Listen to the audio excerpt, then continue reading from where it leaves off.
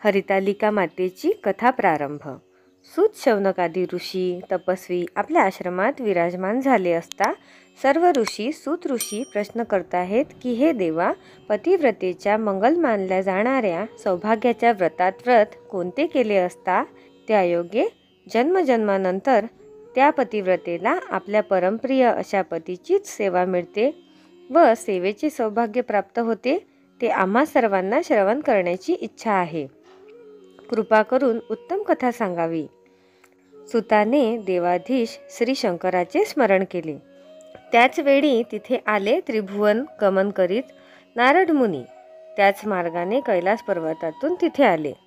त्यांचे सर्वांनी स्वागत व पूजा केली। तेव्हा त्यांना सर्वांनी याविषयी विचारले असता नारद म्हणाले, धन्य तुमचे भाग्य की आता ही कथा भगवान शंकराने पार्वती मातेला माझ्या समोर कथन केली।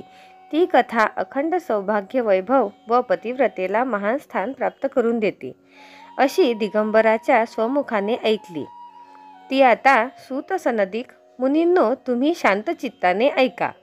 एके दिवशी पार्वती कैलास पर्वतावर बसली होती। पार्वतीनं शंकराला विचारलं, महाराज, सर्व व्रतात चांगलं व्रत कोणते? श्रम थोडे आणि पुष्कळ असं एखादं व्रत सांगा आणि मी कोणत्या पुण्यानं आपल्या पदरी पडले हेही मला सांगा। तेव्हा शंकर म्हणाले, हे प्रिये, जे व्रत अत्यंत गुप्त असून केवळ माझे सर्वस्व आहे असे एक अत्यंत उत्तम पतीचे व्रत मी तुला सांगतो, त्याचे तू श्रवण कर। जसा नक्षत्रात चंद्रश्रेष्ठ, ग्रहात सूर्यश्रेष्ठ, देवात विष्णुश्रेष्ठ, नद्यात गंगाश्रेष्ठ, त्याचप्रमाणे हरतालिका हे व्रत सर्वात श्रेष्ठ व्रत आहे। तू माझी अत्यंत प्रिय असल्याने तुला ज्या व्रताने माझे अर्धासन मिळाले ते व्रत तुला मी सांगतो। भाद्रपद महिन्यातील शुद्ध तृतीया हस्त नक्षत्रयुक्त असली म्हणजे त्या दिवशी हे व्रत केले की सर्व पापांपासून मनुष्य प्राणी मुक्त होते। ही पूजा सर्व सुवासिनींनी तशीच कुमारिकांनी सुद्धा करण्याची असते। पार्वती म्हणाली, हे महेश्वर, सर्व व्रतांमध्ये उत्तम असे जे व्रत मी कसे केले ते आता आपल्यापासून ऐकण्याची इच्छा आहे। उमाशंकर म्हणतात, या पृथ्वीवर हिमवन नावाचा एक अतिसुंदर असा पर्वत आहे। त्या पर्वतावर अनेक प्रकारचे वृक्ष आहेत। तसेच तो अनेक प्रकारच्या भूमींनी युक्त आहे। तसेच तो नाना प्रकारच्या पक्ष्यांनी युक्त असून अनेक प्रकारच्या मृगांनी चित्रविचित्र युक्त आहे। अशा पर्वतावर तू मोठे कठीण तप तुझ्या लहानपणी केलेस। 64 वर्षे तू झाडाची पिकलेली पाने खाऊन राहिलीस। माघ महिन्यात उदकांत मग्न होऊन राहिली। वैशाखात पंचग्नी साधन केली। पावसाळ्यात अन्नोदक सोडून उघड्यावर बसलीस। याप्रमाणे अनेक वर्षे गेली तेव्हा तुझे वडील हिमाचल परम कष्टकारक असे ते तप पाहून अत्यंत चिंतामग्न झाले व त्यामुळे मोठे दुःखी झाले। आता आपली ही सुंदर कोमल कन्या कोणाला देऊ अशी काळजी करू लागले। इतक्यात तिथे नारद मुनी आले। हिमालयानं त्यांची पूजा केली व येण्याचं कारण विचारलं। तेव्हा नारद म्हणाले, हे हिमराजा, मी आज इथे का आलो ते आता मी तुला सांगतो। मला येथे भगवान विष्णूनेच पाठवले आहे, कारण की योग्य पुरुषाला योग्य वस्तू द्यावी तेव्हा स्त्रियात रत्नभूतची तुझी कन्या आहे ती तू योग्य पुरुषालाच द्यावी। ब्रह्म, शिव इत्यादी देवांमध्ये विष्णूसारखे कोणीच नाही, याकरिता तुझी ही सुंदर कन्या त्यांना द्यावी। त्यांनीच मला तुझ्याकडे मागणी करण्यास पाठविला आहे, म्हणून मी इथं आलो आहे। हिमालयाला मोठा आनंद झाला। त्यानं ही गोष्ट कबूल केली।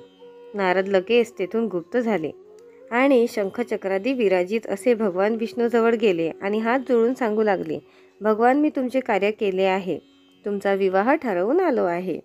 विष्णूशी संभाषण करून नारद तेथून मार्गस्थ झाले।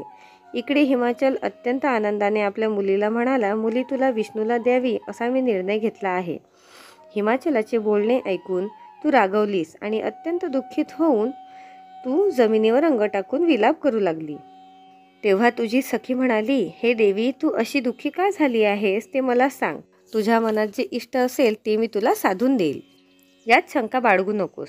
पार्वती म्हणाली, सखी, तू माझ्यावर फार प्रेम करतेस, तेव्हा माझ्या मनात काय आहे हे मी तुला सांगते। महेश्वरालाच माझा पती करावा असा माझा निश्चय आहे। माझ्या पित्याने माझे लग्न दुसरीकडे ठरवले आहे, म्हणून मी आता देहाचा त्याग करते। पार्वतीचे वचन ऐकल्यावर तिची सखी म्हणाली, तुझ्या पित्याला जो प्रदेश माहीत नाही अशा प्रदेशात जाऊन आपण राहूया. मग तुझ्या सखीने तुला मोठ्या अरण्यात नेले. पण इकडे तुझा पिता हिमाचल सर्वत्र फिरून तुझा शोध करू लागला आणि मनात म्हणू लागला, माझी मुलगी कोणी नेली असावे बरे? देवांनी किंवा दानवांनी किंवा किन्नरांनी? नारदाजवळ मी तुला विष्णूला देण्याचे कबूल केले आहे. आता विष्णूला काय सांगावे? इकडे तुम्ही सखीसह घरातून जी निघालीस ती जाता जाता मोठ्या घोर अरण्यात आलीस. तेथे तुला एक नदी दृष्टीस पडली. जवळच एक गुहा आठवली. त्या गुहेत तू तुझ्या सखीसह जाऊन उपास केलास. तिथं तू तुझ्यासह माझे वाळूचे लिंग स्थापित केले. नंतर नाना प्रकारचे पुष्प आणि फळांनी तू माझी पूजा केली. रात्री तू आपल्या सखीसह तेथे गीतवाद्ययुक्त जागरण केलेस. नंतर मी तिथं आलो आणि तुला मनोइच्छित वरदान मागण्याकरिता सांगितले. तेव्हा तू म्हणालीस, तुम्ही माझे पती व्हावं, याशिवाय माझी दुसरी कोणती इच्छा नाही.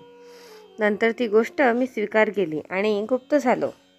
दुसऱ्या दिवशी तू ती पूजा आपल्या सखीसह विसर्जन केलीस. नंतर तू आपल्या मैत्रिणीसह उपवासाचा पारायण केला आणि इतक्यात तुझे वडील तिथे आले. त्यांनी तुला रागावून या घोर अरण्यात येण्याचे कारण विचारले. मग तू सर्व हकीकत सांगितलीस. पुढं त्यांनी तुला मलाच देण्याचं वचन दिले. नंतर तुला घेऊन घरी गेले. मग काही दिवसांनी त्यांनी चांगले मुहूर्त पाहून तुला मला अर्पण केले. या व्रतानं तुझी इच्छा पूर्ण झाली. याला हरतालिका व्रत असं म्हणतात. हरतालिका मातेची कथा कशी वाटली कमेंट करून नक्की कळवा. व्हिडिओ आवडल्यास एक लाईक करा, शेअर करा आणि माझ्या चॅनलला सबस्क्राईब करा. धन्यवाद.